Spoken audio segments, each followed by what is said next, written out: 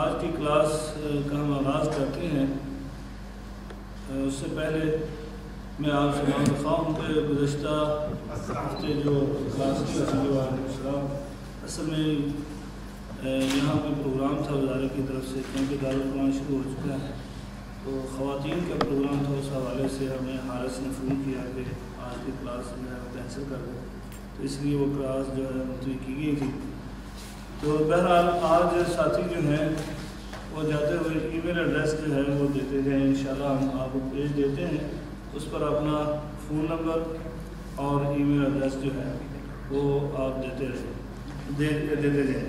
تاکہ آئندہ کوئی ایسا اچانک پروگرام بنے تو آپ کو اطلاع کی جا سکے، یا پھر کوئی اور پروگرام ہو تو تب بھی ہمیں آپ کے ساتھ رابطہ جو ہے ہونا چاہیے۔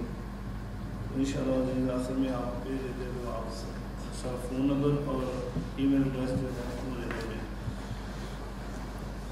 تو آج کی کلاس کا باقاعدہ آغاز جو ہے وہ جیسے آپ گزشتہ سبق سناتے ہیں، میں چاہوں گا کہ ساتھی جو ہیں وہ گزشتہ سبق ایک ایک آیت کر کے سنائیں تاکہ سارے پارٹیسپیٹ کریں۔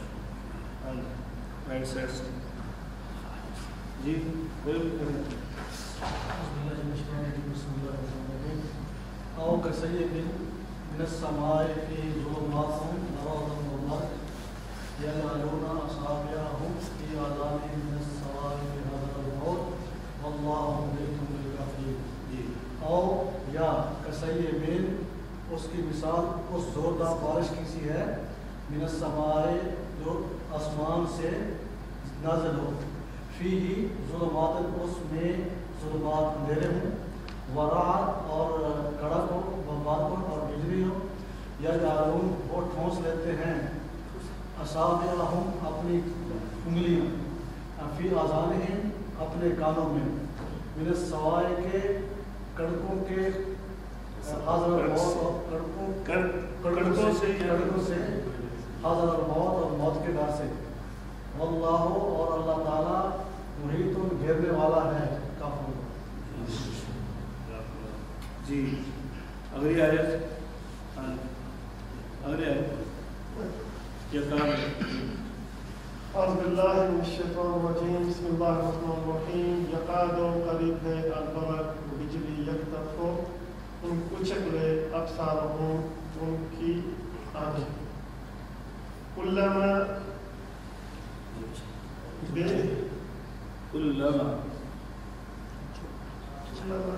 جی کوئی ساتھی اور بتائے کلما جب اضاء لہم چھا جائے لہم، نہیں اضاء کا مطلب روشنی، کلما جب اضاء روشن ہو جائے لہم ان پر مشو چلنے لگے، روشن کر دے لہم ان مشو وہ چلنے لگتے ہیں، فیہ اس میں، وائزا اور جب اظلم اندھیرا علیہم ان پر، جب اندھیرا چلے ان پر قاموا کھڑے ہو جاتے ہیں، ولو اور بے شک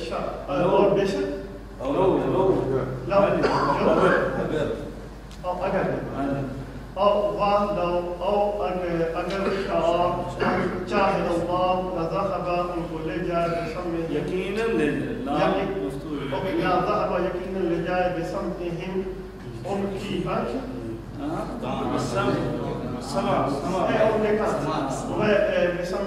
ان کی سماعت، ان کے ابصارہم، ان اللہ ان بشک اللہ علی کل شیء چیز قدیر قادر ہے، ہر چیز پر، ہر چیز پر اللہ تعالیٰ قادر ہے۔ بڑی آسان ہے۔ یا ایھا الناس اعبدوا ربکم الذی، بسم اللہ الرحمن الرحیم۔ یا ایھا الناس اے لوگو، اعبدوا عبادت کرو، ربکم اپنے رب کی، الذی اس نے خلقکم تمہیں بنایا، والذین اور ان لوگوں کو جو من قبلکم جو تم سے پہلے، لعلکم تاکہ تم تتقون پرہیزگار بنو۔ الذی جعل لکم الارض فراشا والسماء بناء۔ جی کوئی ساتھ الذي جعل بنایا لکم تمہارے لیے زمین الارض زمین فراش و بچھونا والسماء بنا اور آسمان چھت اور انزل نازل کیا من السماء آسمان سے پانی فاخرج پس نکالا بھی اس سے من الثمرات پھلوں سے رزقا لکم تمہارے لیے رزق فلا تجعلوا پس نہ بناؤ للہ اللہ کے لیے اندادا شریک وانتم تعلمون اور تم جانتے تم سب جانتے وَإِن كُنتُمْ فِي رَيْبٍ مِّمَّا نَزَّلْنَا عَلَىٰ عَبْدِنَا فَأْتُوا بِسُورَةٍ جی پھر دوبارہ کوئی ایک اور ساتھ نیا ساتھ جی شیخ صاحب وَإِن كُنتُمْ اور ان کے ساتھ کنتم جانتے ہو کہ رہے سخت تمہارے دلوں کو شک ہے مما نزلنا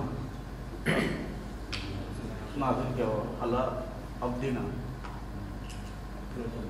اپنے بندے اپنے بندے فاتو کی صورت ایک صورت فاتو لے بے صورت ایک صورت اس لیے اس کے جیسے ودعو اور ادعو بلاؤ اور بلاؤ شہداء تمہارے سرپرستوں کو اپنے سرپرستوں کو من دون اللہ اللہ کے سوا ان کنتم صادقین اگر ہو تم سچے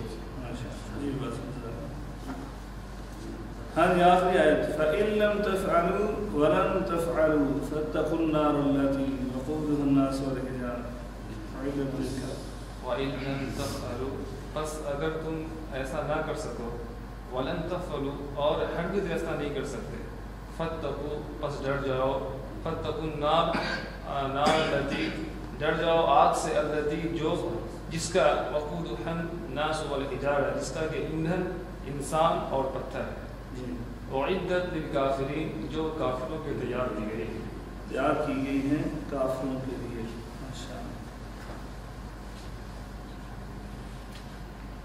الحمدللہ ساتھیوں محنت کی ہے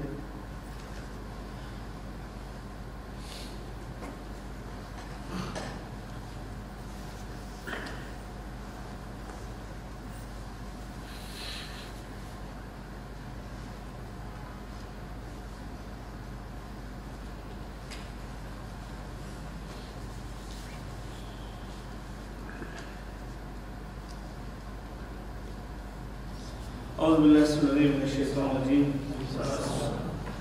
بسم اللہ الرحمن الرحیم وبشر الذین اور بشر خوشخبری دو یہ امر کا صیغہ ہے کہ اور اے نبی کریم صلی اللہ علیہ وسلم خوشخبری دو الذین ان لوگوں کو جو آمنوا سب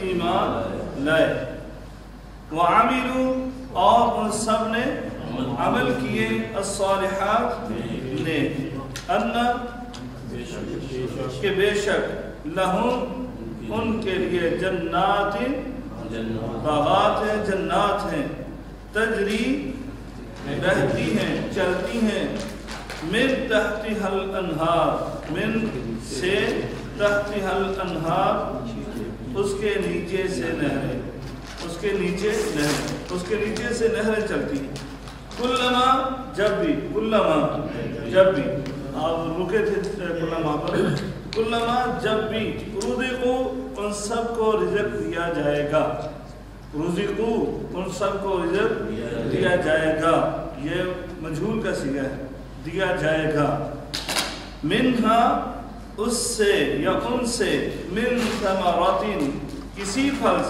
کسی پھل سے ہی ان کو رزق دیا جائے گا رزق قالوا وہ سب کہیں گے ھذا الذی یہ تو وہی ہے جو رزقنا ہم رزق دیے گئے من قبل اس سے پہلے یعنی اس سے پہلے دنیا میں وَأُتُوا اور وہ سب دیے جائیں گے بھی اس سے متشابہ ملتا جلتا، بالکل ملتا جلتا، وَلَهُمْ اور لَهُمْ ان کے لیے فیہا اس میں ازواج بیویاں ہیں مطہرۃ پاکیزہ، وَهُمْ اور وہ فیہا اس میں خالدون سب ہمیشہ رہنے والے ہیں۔ ان اللہ بے شک اللہ تعالی لا نہیں یستحیی شرماتا ام یہ کہ یضربا وہ بیان کرے مثال ما کوئی سی بھی یعنی بعودتاً مچھر کی ہو، فما پھر جو فوقہا اس سے بڑھ کر ہو، فاما پس رہے یا بس اے کہ یہ حرف تفسیر، اس کو کلمہ تفسیر کہا جاتا ہے، یہ جو بات ہوئی ہے اس کی آگے تفسیر۔ الذین وہ لوگ جو آمنوا سب ایمان لائے، فیعلمون بس وہ سب جانتے ہیں انہ الحق کہ بے شک وہ ہی حق ہے، بے شک وہ حق ہی ہے، یعنی یہ تفسیر ہے کہ ایمان والے جو ہیں وہ اس کو حق ہی سمجھتے ہیں۔ انشاءاللہ دوبارہ پڑھیں گے تو آپ کو سمجھاتے چلے جائیں گے۔ من ربہم ان کے رب کی طرف سے، وَأَمَّا اور اے پر یا اے رہے اور رہے، الذین وہ لوگ جن کفروا سب نے کفر کیا، فیقولون پس وہ سب کہتے ہیں ماذا کیا اراد اللہ ارادہ کیا اللہ نے بہذا مثلا اس مثال کے ساتھ یا اس مثال سے، یضل وہ گمراہ کرتا ہے بھی اس سے کثیرا اکثر کو، ویہدی اور وہ ہدایت دیتا ہے بھی اس سے کثیرا اکثر کو، وما اور نہیں یضل وہ گمراہ رکھتا یا گمراہ کرتا بھی اس سے الا مگر الفاسقین نافرمانوں کو۔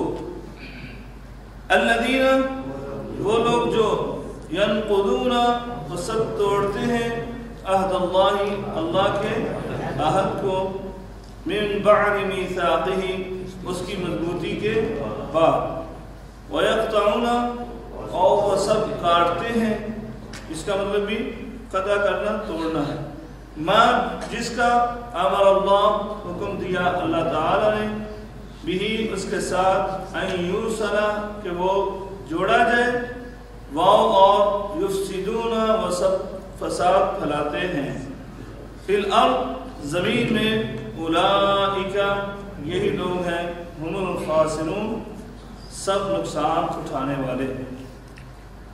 کافی چھ ہو گئی، تین ہوئی ہے، پڑھیں پھر آگے۔ کیفا کیسے، تکفرون تم سب انکار کرتے ہو، تم سب کفر کرتے ہو، باللہ اللہ کا، وکنتم حالانکہ تم امواتا مردہ تھے، فاحیاکم پس اس نے زندہ کیا تمہیں، ثم پھر یمیتکم وہ تمہیں موت دے گا، ثم پھر یحییکم وہ تمہیں زندہ کرے گا، ثم پھر الیہ اسی کی طرف ترجعون تم سب لٹائے جاؤ گے۔ ایک آیت پڑھتے تو رکوع ہو جاتا ہے، پڑھ دیں۔ والذی وہ جس نے خلقا پیدا کیا، لکم تمہارے لیے، ما جو فی الارض زمین میں، جو کچھ زمین میں ہے، جمیعاً سب کا سب یا سب کچھ، ثم استوى ثم پھر استوى قصد کیا، الی السماء آسمان کی طرف، فسواہن تو ان کو ٹھیک بنا دیا یعنی برابر کر دیا، سبع سماوات سات آسمان، وہوا اور وہ بکل شیء ہر چیز کو علیم خوب جاننے والا ہے۔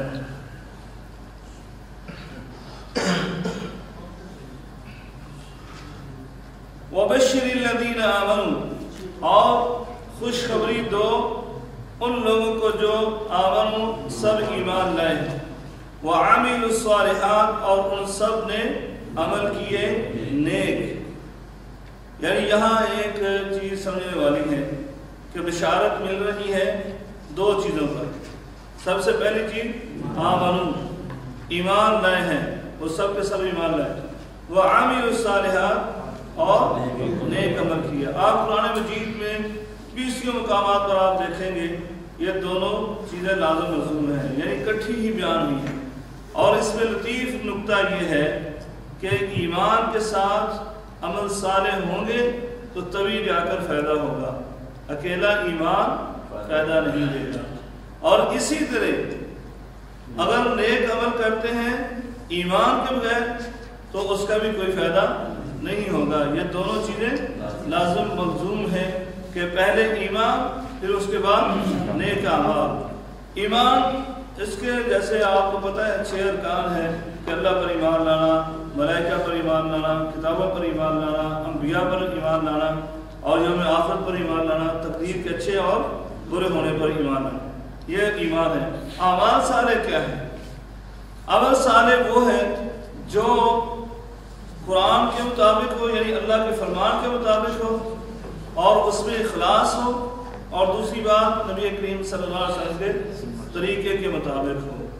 یعنی اگر ان دونوں چیزوں سے ہٹ کر ہے تو وہ عمل صالح نہیں ہے، چاہے جتنا بھی اچھا عمل کیوں نہ ہو.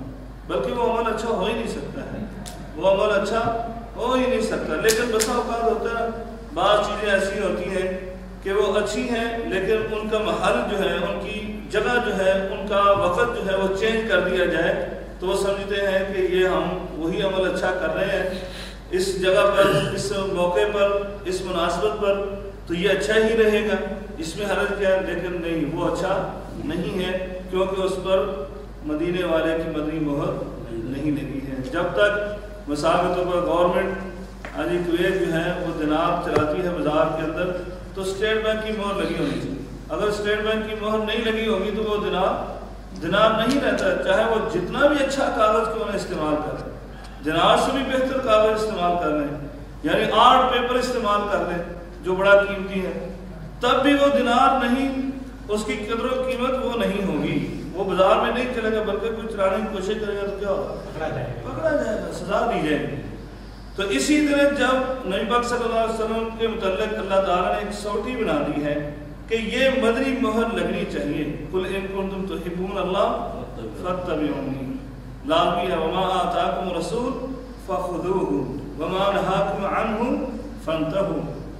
یہ مدنی مہر لگے گی تو نیک عمل بنے گا، نہیں تو نہیں.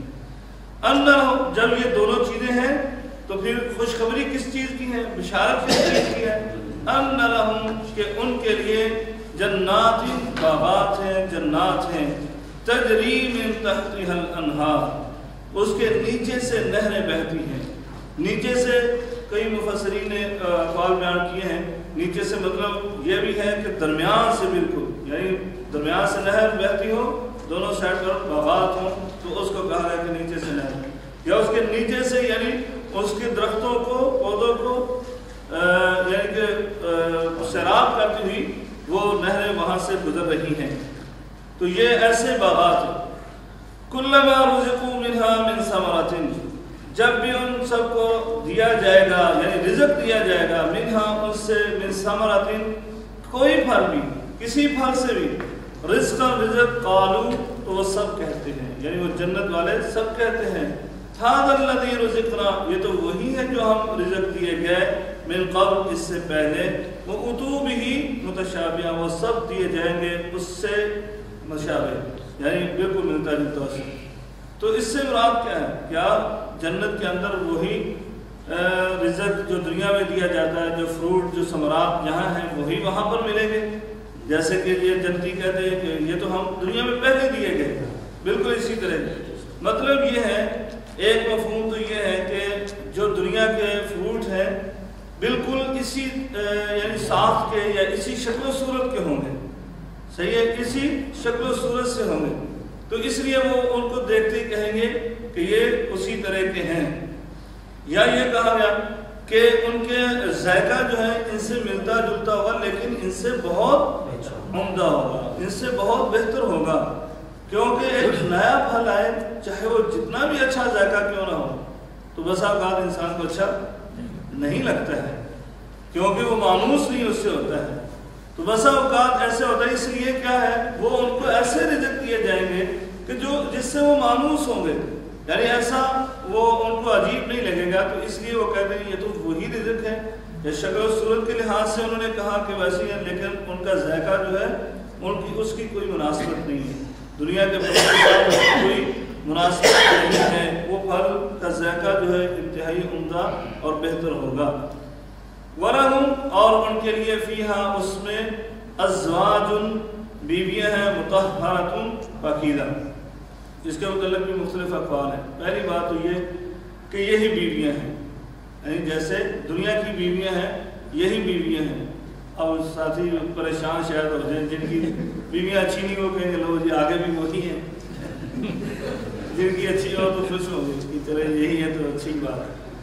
نیک لوگ جو ہے، نیک جوڑا جو ہے، وہ دونوں کو تو اللہ تبارک و تعالیٰ وہاں پر بھی ہمیشہ ابدی طور پر میاں بیوی رکھے گا۔ اگر کسی کی بیوی بری ہے، یعنی وہ جنت میں نہیں جا سکی ہے، بندہ نیک ہے، تو وہ وہاں پر اس کو کوئی نیک صالح خاتون عطا کی ہے۔ اسی طرح اس کے اپوزٹ، اگر مرد برا ہے، عورت انتہائی نیک تھی، تو اللہ تعالیٰ وہاں پر اس کو کوئی نیک اور صالح مرد عطا کرے گا۔ دوسرا یہ کہ مطہرۃ، کہ وہ حیض اور نفاس سے پاک ہوں، یعنی یہ چیزیں جو ہیں یہ دنیا میں ہی رہ جائیں گی، وہاں پر ایسی ان کو یہ تکلیف یا ایسا نقص ان کے اندر نہیں ہوگا، ان چیزوں سے وہ پاک ہوں۔ دوسرا یہ کہ ازواج مطہرہ، کہ وہاں پر حوریں ہیں ان کے لیے، یعنی جو پاکیزہ ہیں، جن کو یہ چیزیں نہیں ہیں۔ بہرحال جنتی خواتین بھی ان چیزوں سے پاک ہوں گی، لیکن حوروں کے متعلق بھی ہے کہ ان کے لیے حوریں ہیں۔ وَهُمْ فِيهَا، اور وہ اس میں خالدون، ہمیشہ ہمیشہ کے لیے رہیں گے، یعنی جنت سے نکلنا نہیں ہے، کوئی وقت مقرر نہیں ہے کہ اتنی دیر تک رہیں گے۔ دنیا میں تو وقت مقرر ہے، کوئی 40 سال، 50 سال، 60 سال، 70، 80، جتنا بھی کرنے ایک وقت مقرر ہے۔